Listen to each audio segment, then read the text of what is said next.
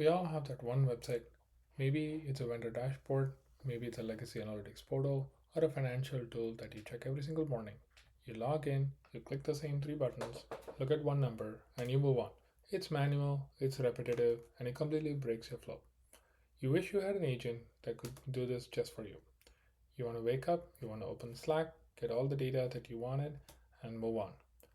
But the moment you try to automate it, you hit the OTP. A verification code is sent to your phone, and everything stops.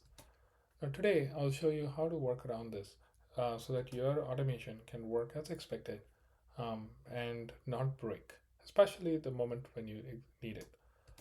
The mistake most people make is thinking automation is a linear flow. You log in, you click a few buttons, you scrape, and it all works until the website doesn't cooperate. It challenges you with an OTP. That's why you need an asynchronous architecture. I'm going to show you how to design multiple workflows that can cooperate with each other and fulfill the data and fulfill the request that you want and help you really optimize your life. So in this architecture, you can see there are multiple workflows here. You have the workflow A. I call this the initiator. It is a scheduled execution, say every day at 8 o'clock or 5:30, whatever time. It just executes. Here I'm using airtop. Airtop just gives you a headless browser that you can control. It allows you to spin up some session and a window, and you can try to log in.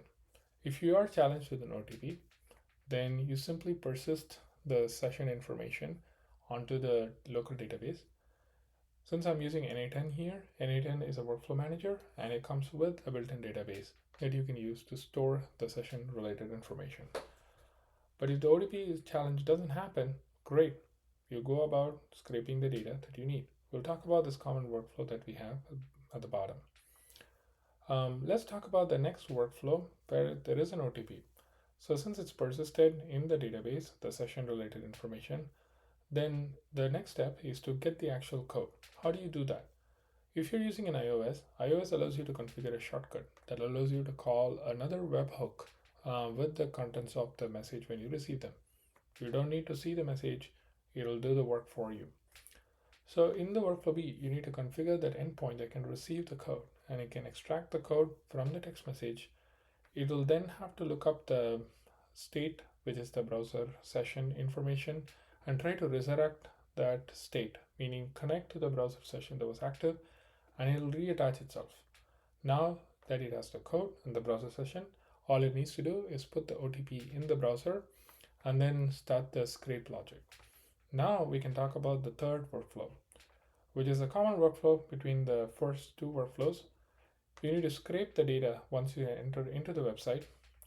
You can do this with the airtops node, which is very easy to use.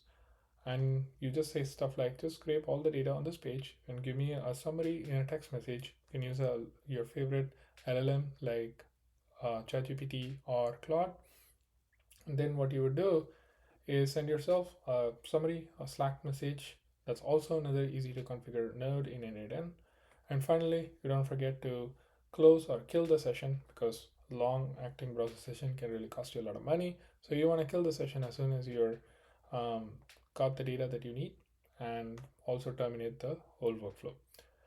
This way you can work with some of the challenges that you have with the OTP. I hope you found this helpful and have an optimized life.